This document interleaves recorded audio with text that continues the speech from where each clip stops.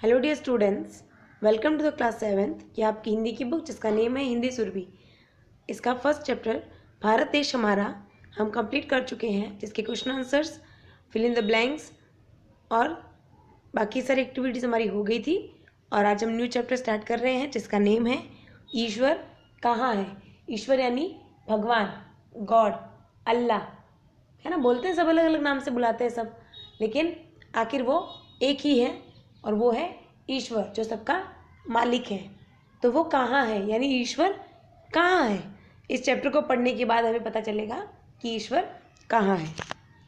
पाठ के बारे में, ये जो यहाँ पे दिया हुआ होता है पाठ के बारे में, आप लोगों के पास भी बुक होगी तो आप बुक पास में लेके बैठिएगा और हो सके तो आप खुद भी एक बार इस चैप्टर को पढ़िएगा, आपको ज़्यादा अच्छे से समझ में आएगा। इसमें दिया होता है कि ये चैप्टर किसने लिखा है या फिर इस चैप्टर में क्या बताया है, किसके बारे में बताया है, वो लिखा हुआ मिलेगा आपको। प्रस्तुत कहानी ईश्वर कहाँ है, ईश्वर की खोज की कहानी है जो अंततः इस निष्कर्ष पर पहुंचती है कि ईश्वर कुछ नहीं, हमारा विश्वास है, एक दूसरे के प्रति प्रेम भाव है। ईश्वर मंदिर, गिरजाघर व मस्जिदों में नहीं है, बल्कि इसी दुनिया में है जिसे स्वयं ईश्वर ने बनाया है। अतः हमें एक दूसरे के धार्मिक विश्वासों का आदर करना चाहिए और आपसी प्रेम भाव बनाए रखना चाहिए। एक कस्बे के समुद्री तट पर एक कॉफ़ी हाउस था। अभी स्टोरी शुरू करने जा रही हूँ मैं, आप भी ध्यान से सुनिएगा, बहुत मज़ा आएगा।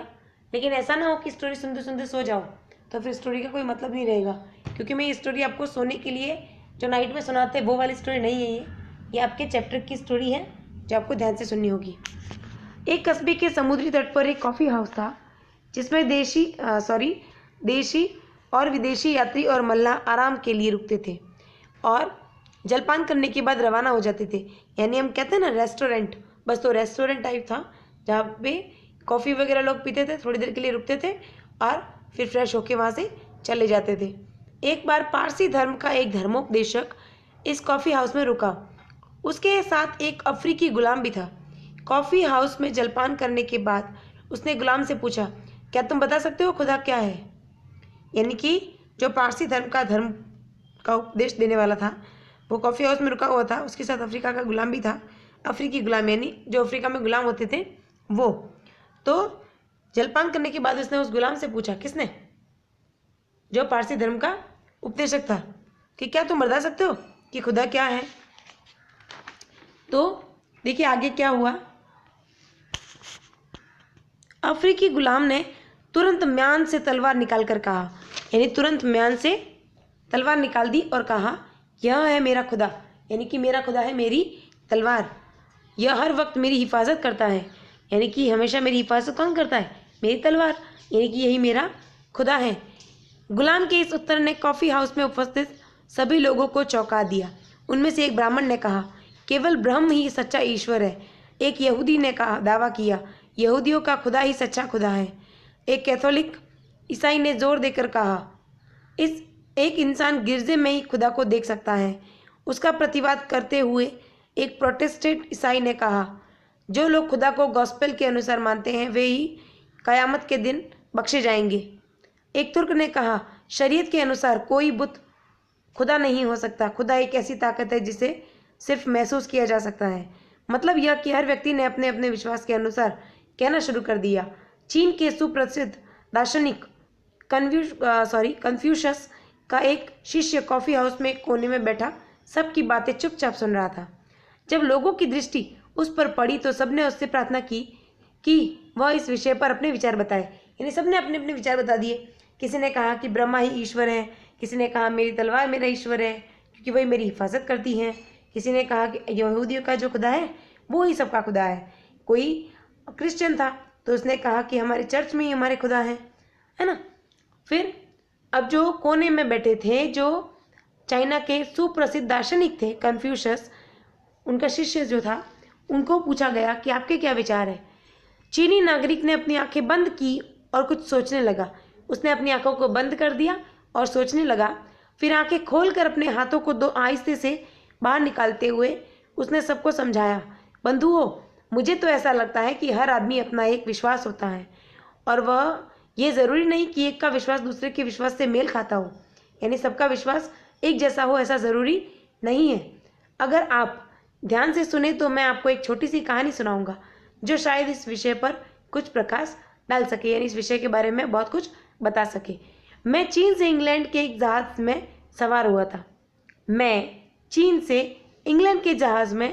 सवार हुआ था।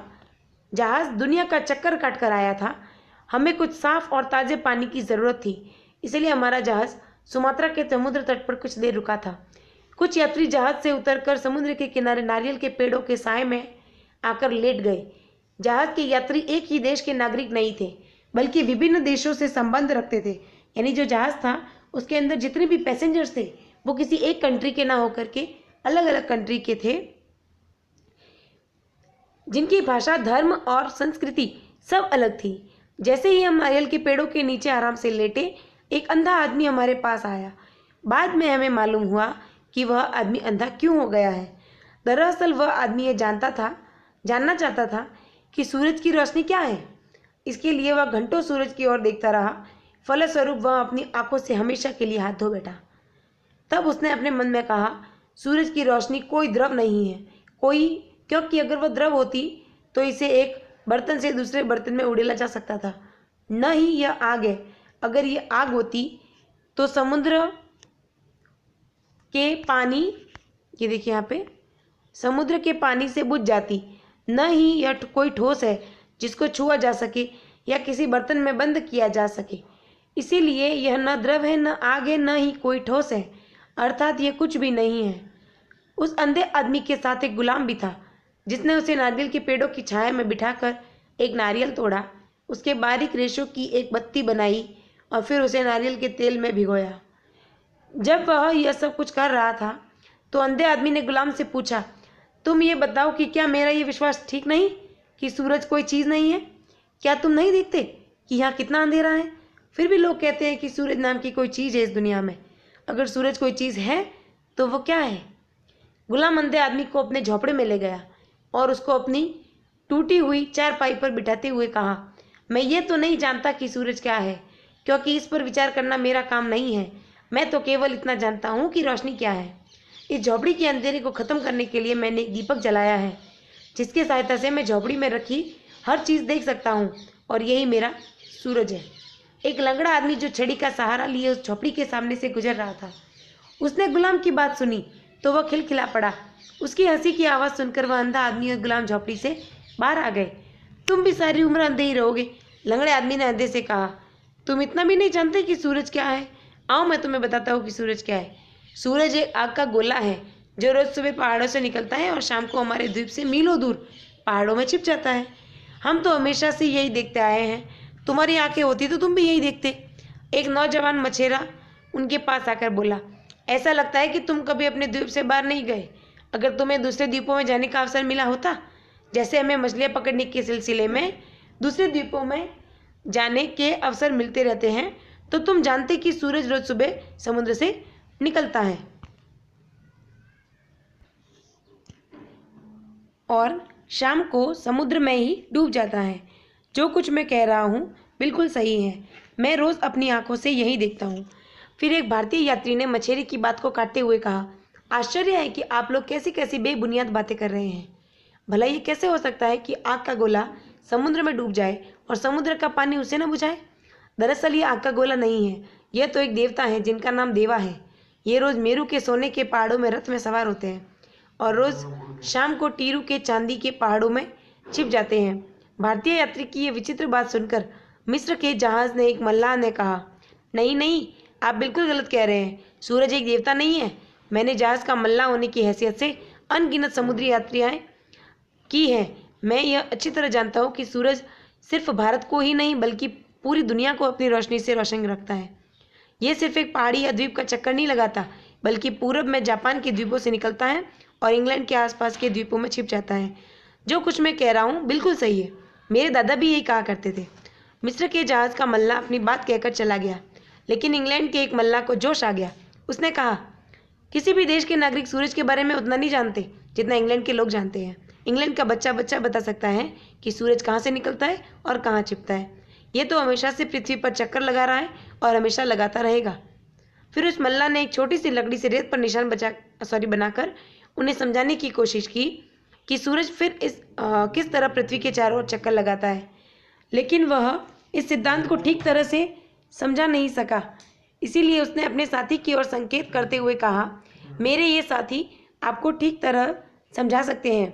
उसके साथी ने कहा, दरअसल सूरज पृथ्वी के चारों ओर चक्कर नहीं लगाता, बल्कि पृथ्वी सूरज के चारों ओर चक्कर लगाती है।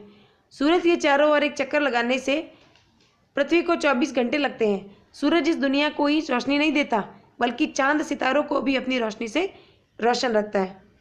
चीनी नागरिक ने अपनी बात जारी रखते हुए कहा, जिस तरह हम सूरज के बारे में गलत सोचते आए हैं, बिल्कुल उसी तरह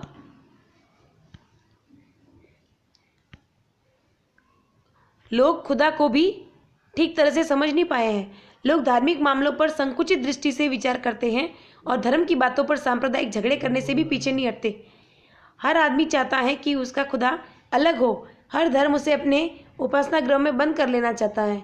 खुदा इतना बड़ा है कि उसे किसी भी उपासना गृह में बंद नहीं किया जा सकता।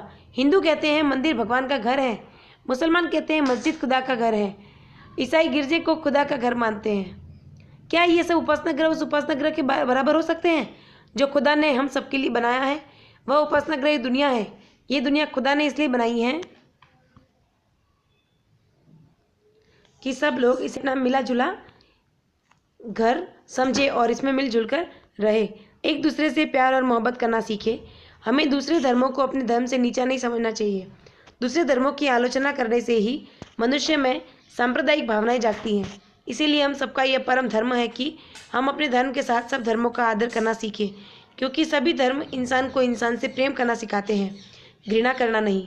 चीनी नागरिक की बात सुनकर कॉफ़ी हाउस में उपस्थित सब लोग जो खुदा क्या है विषय पर बहस कर रहे थे, खामोश हो गए और फिर उनमें इस बात पर झगड़ा नहीं हुआ कि किसका विश्वास सही है और किसका गलत।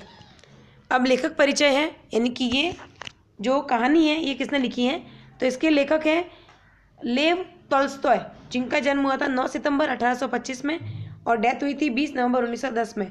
एक महान रूसी उपन्यासकार थे। आपका जन्म रूस के एक संपन्न परिवार में हुआ था। उन्होंने अपनी जीविका का प्रारंभ रूसी के एक सैनिक के रूप में किया और क्रीमियाई युद्ध में भाग लिया, किंतु मन की शांति खोजने वाले इस लेखक को शीघ्र ही युद्ध से अरुचि होने लगी। संपन्न परिवार के होते हुए भी ये धन दौलत त्याग कर गरीबों की सेवा में जुट गए और जीवन पर्यंत इसी काम में जुटे रहे। उनके द्वारा रचित उपन्यास शांति और युद्ध व अन्ना कैरेनिना श्रेष्ठ विश्व साहित्य में गिने जाते हैं। अब आप देखेंगे इसके कठिन शब्दार्थ। ये देखिए, ये आपको आज लिखने भी हैं और याद भी करने हैं, ये आपका होमवर्क है। कठिन शब्दों के अर्थ जानिए। कस्बा, कस्बा यानी छोटा शहर। ब्रह्म यानी जगत की उत्पत्ति की मूल शक्ति। द्रव यानी तरल पदार्थ। द्वीप यानी स्थल का वह भाग जिसके चारों ओर पानी हो। उपासना गृह यानी पूजा का घर। प्रोटेस्टेंट यानी ईसाई संप्रदाय जिसे मार्टिन लूथर ने रोमन कैथोलिक पोप के विरोध में 16वीं शताब्दी में यूरोप में चलाया था। मल्ला, मल्ला यानी नाव चलाने वाला। आस्तीन यानी कुर्ते की बाहें। रोशनी यानी प्रकाश। बेबुनियाद यानी आधारहीन, मनगढ़ंत। और आलोचना यानी गुण दोष निकालना। तो ये आपको आपकी बुक में भी मिल जाएंगे, जो आपको देख के अपनी नोटबुक में करने हैं और अपने जो न्यू चैप्टर है इसका नेम भी लिखना है अच्छी राइटिंग में और डेट भी लगानी है। न्यू चैप्टर है तो आपको न्यू पेज से करना है। अगली वीडियो में करेंगे हम इसकी एक्सरसाइज। Thank you.